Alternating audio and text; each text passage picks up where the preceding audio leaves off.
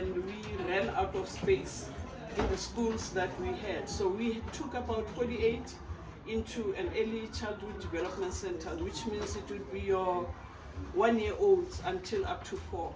And we took about 33 into another primary school. We could have taken more, but the school did not have any more space.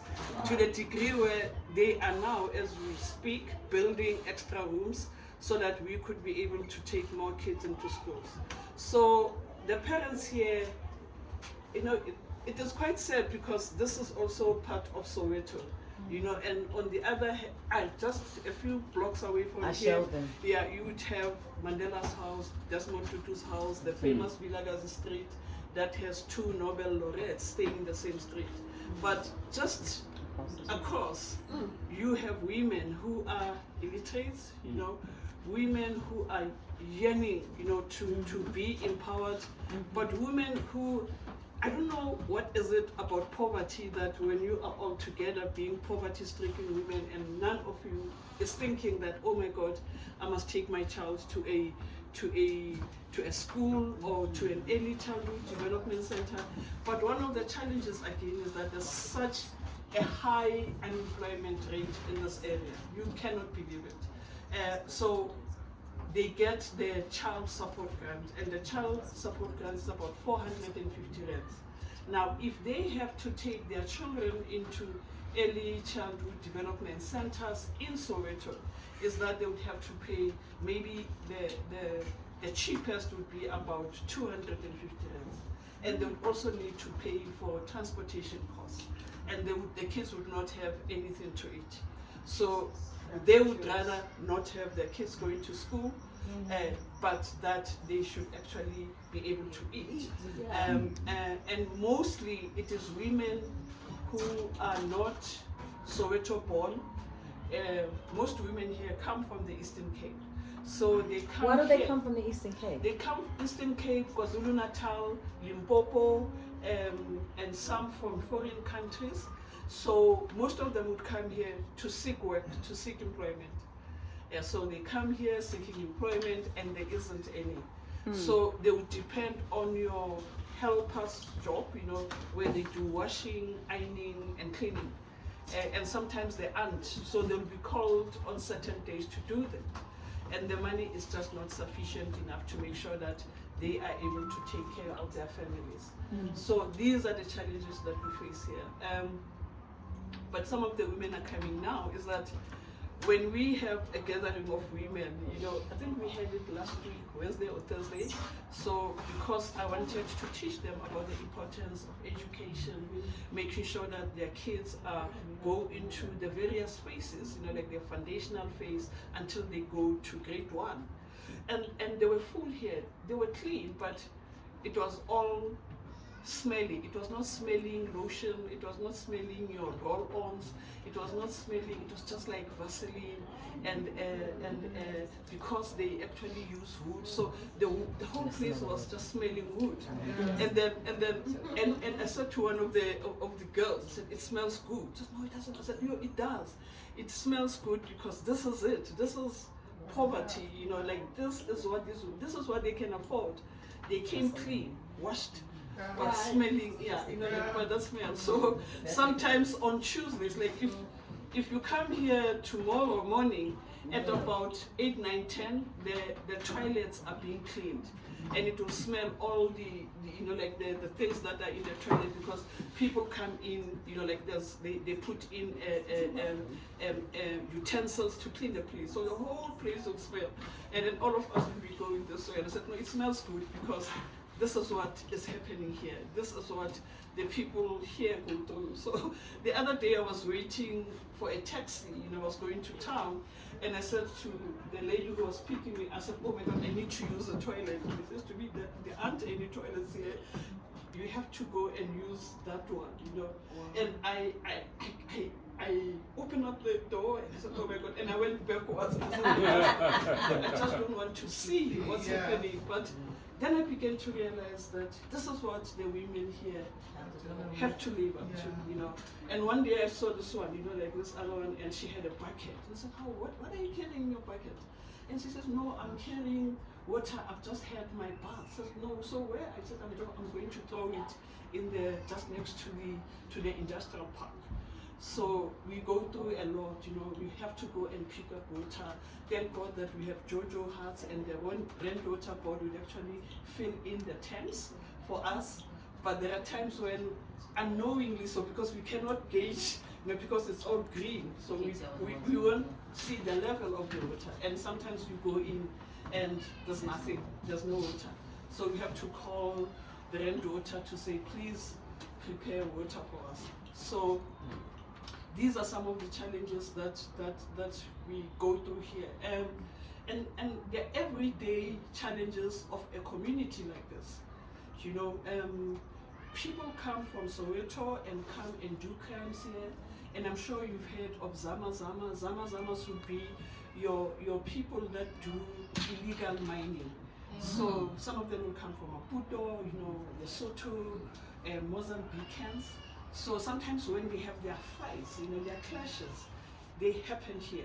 So they happen here, and you see them shooting, you know, and all these other things. But that fighting will be amongst themselves.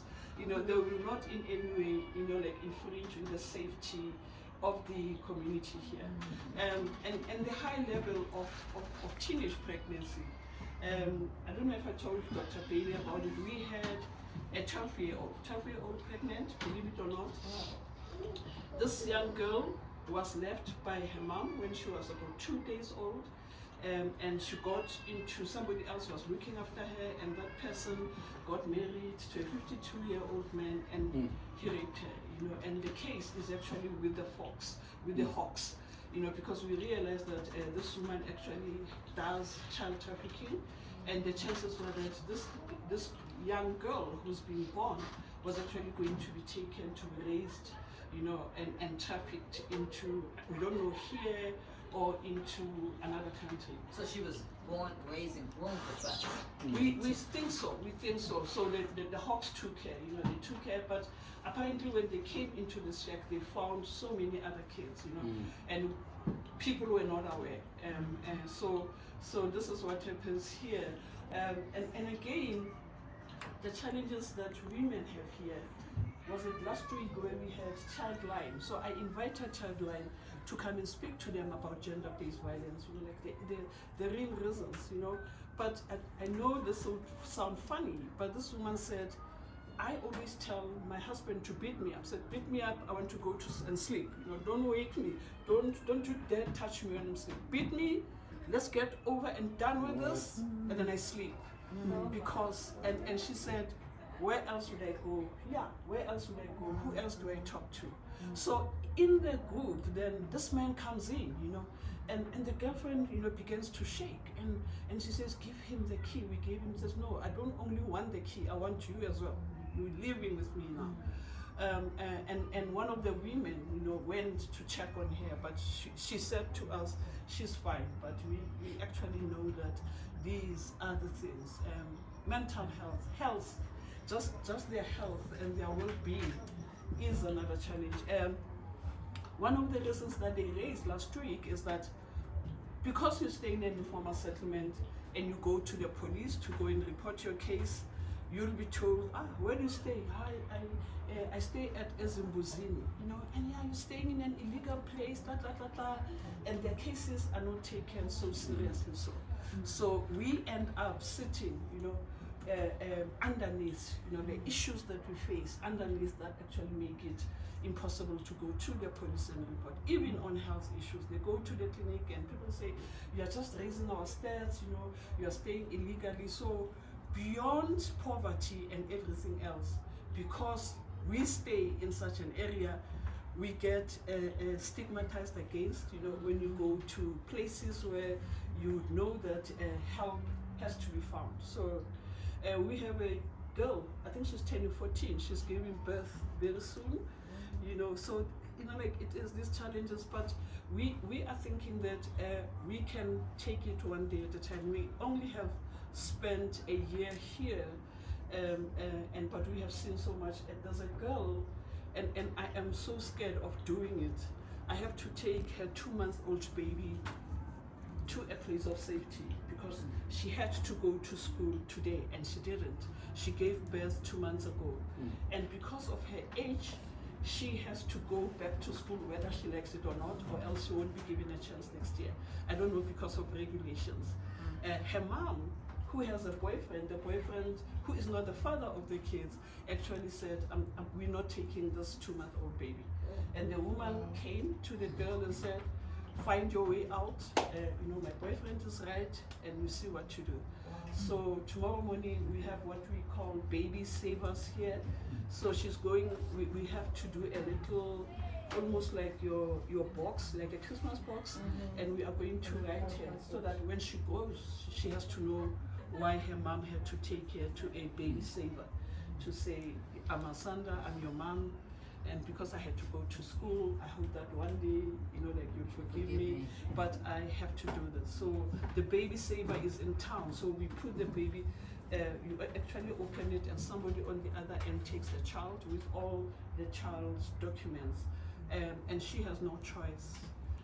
Just today she didn't have any milk and she had to, I could see her breastfeeding and there was no milk at all. So finally today she says, I think school is more important. For me to grow up and become a better woman. Will she ever be able to find that baby back? Once She the will. baby drop, can you? No, she will, because they give her about 1 year or so to make that decision. During that time, if she comes, she can get the baby back. But because of her age, she's under age, and the mother is not interested in making sure that these things are done. Hunger is another issue. I was telling Dr. Bailey and the other group that during the Ramadan month, we started having, a slow turn of kids who are coming for homeworks, and some of them told us, no, we go to Ramadan, they teach us about Allah, but when a child has to make those variances, to say I must go there, whether it's Allah or not, so that I am able to get something to eat. So the Muslims are coming in and feeding him and setting up programs. So she doesn't like it. She doesn't want the kids going to the mosque, but they're feeding him, and the kids have to make a decision. They don't really want to do that, but they're being taught about Allah, but they're the ones that's feeding him. Yeah. So these are some of the challenges that we actually face here. Unemployment, hunger, people do not take their medication, women give birth to kids, and Nonzolazi, who actually stays here, was telling me that there's a woman who gave birth, in her shack. So because it takes long for ambulances to come here, and sometimes ambulances don't want to come in any form of settlement, for safety reasons. So just these things. So every day there is a case that you find, But I actually was telling staff members today, because we're working as volunteers, to say, I think God has an eye on people who water others. When you water others, you'll also be watered as well.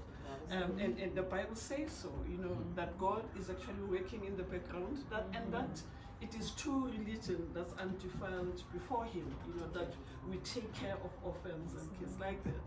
So when you come here in the morning, I just love it when I see them running for their taxi, to go into the Early Childhood Development Center. But yesterday we had an ordeal where one of the kids was left in the taxi, for some reason. I think he was asleep and the taxi was not aware.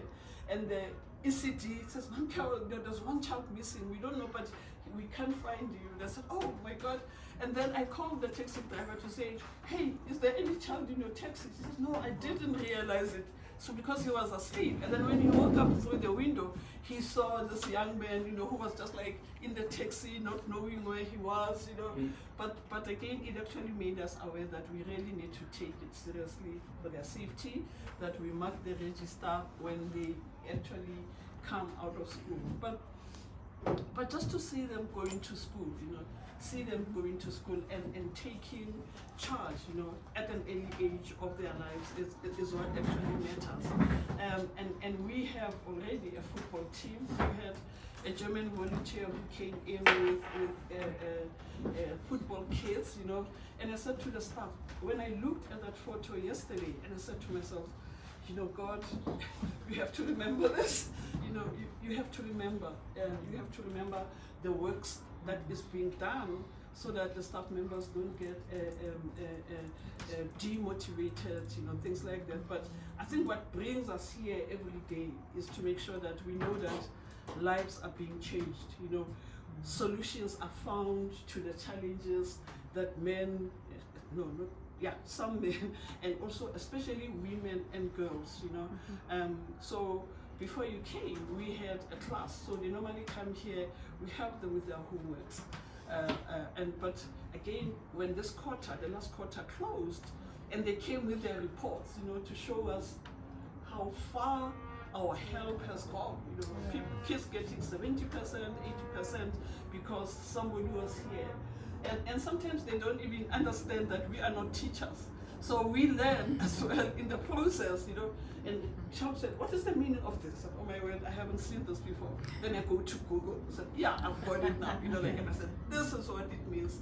And when we see that happening. So sometimes, because there is a gift that God gives to everyone, and I think children are something that is dear to my heart. So I normally don't do homeworks. I sit there, as a granny, and they'll come to me, I'm hurt here, this is what's happening, or this has happened, I'm not feeling well, and I read to them whilst the young people are able to help them with math and science.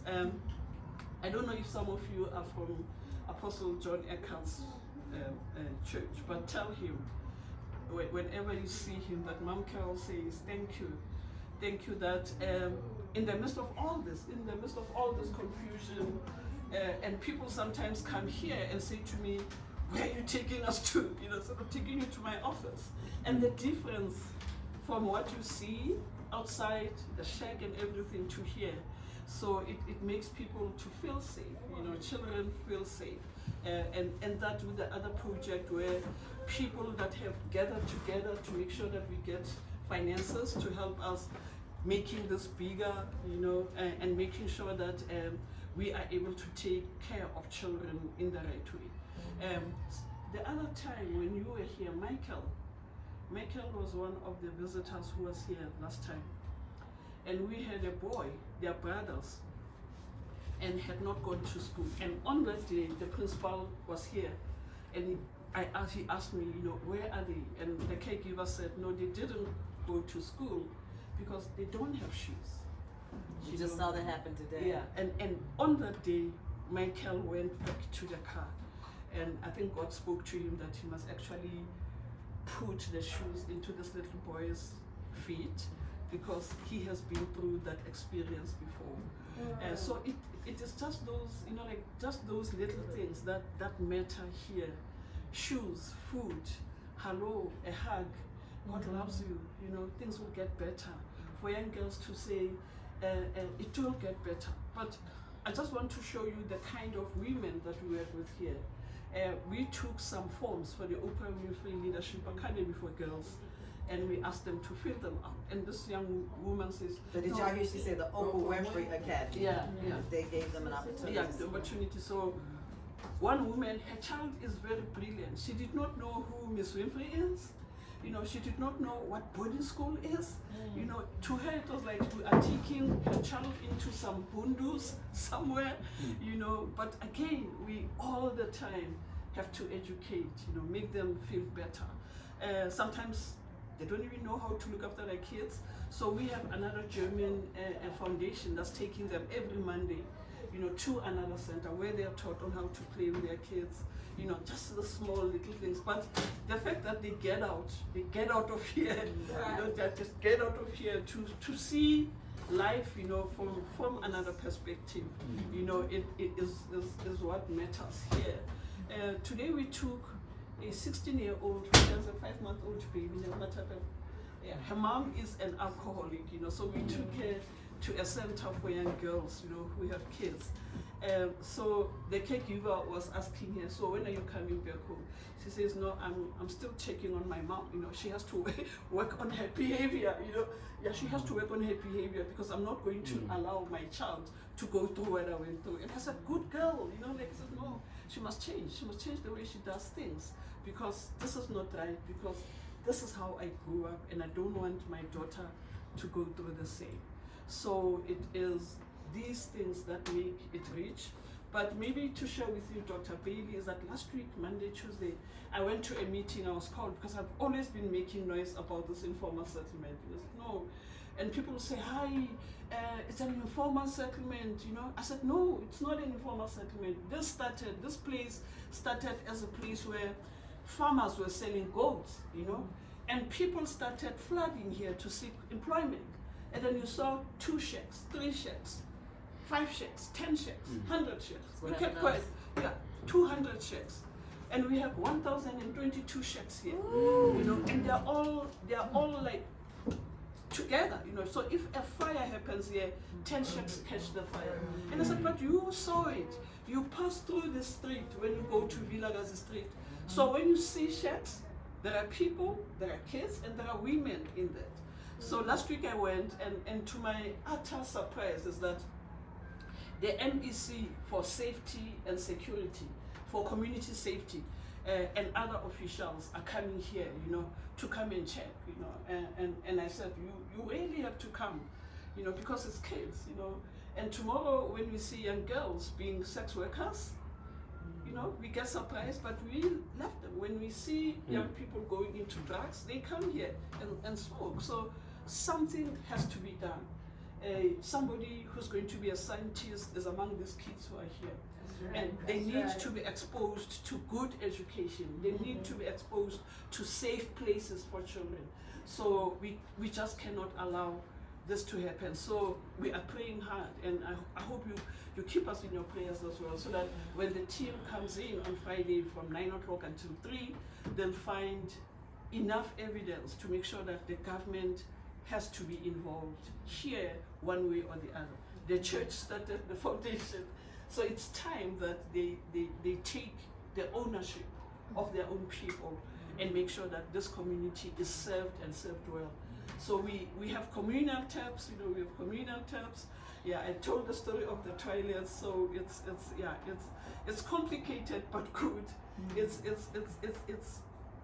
fat, you know, like it's fat, it's rich, you know, in development, you know, because what I think when you come back next year or in December, things will be totally different from where they are right now. So it's amazing what actually God has done in just a year, Dr. Belina, that we have been here. Yeah, because this Wendy home was built last year in July, but we already have hundreds of kids coming here. Yeah, so it is actually growing, and I hope that the government will see, you know, and the impact of us being here, and so. And I always say to the groups that come here, thank you so much, because I think it is only through prayer that such things can actually happen. You know, it is only when people come in together, even outside of our country. And very surprising, it's so very surprising, is that no one took us seriously except the church, except you. You know, except you. No one. We went, but there are people that help us. But your government units, you know, that Department of Social Development, the Department of Health, the Department of Community Safety. But now that we are here, they are starting to listen, you know, and making sure that changes are done here. Slow, but we know that, you know, like we're taking it one day at a time, taking one starfish back into the sea, and that things will finally be where we actually want them to be. That we have a reduction of young girls who actually get pregnant, and to me that's and again, and something about the teenage pregnancies that we have is that it is mostly older men. The 13-year-old girl, the guy who made her pregnant is a 26-year-old. The 16-year-old who's taking the child tomorrow to the adoption center, she's also 16, and the man is about 26. So tell me about the girl that you called me, and she's from Eastern Cape. And yeah, so we also have girls, you know, like who get, I don't know if they get trafficked by older women from the Eastern Cape, from the rural villages, and they bring them here. So this girl was actually roaming around here, you know. And until one day this woman says to me, brought her here and said, we don't know what's happening. And the girl related the story that last year in November, she actually was taken by friends and brought to Johannesburg to do some part-time work or things like that. Again, she ended up staying with a man who's about 50 years old. And she ran away from that informal settlement and came here and started sleeping with other boys so that she can have a place to sleep. But thank God that we got help and the girl has been brought safe home. So we go through these things that you think Can I are not interject this, normal. Mom Carol?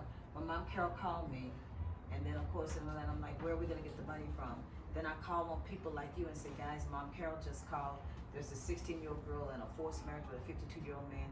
We've got to get her back to the Eastern Cape.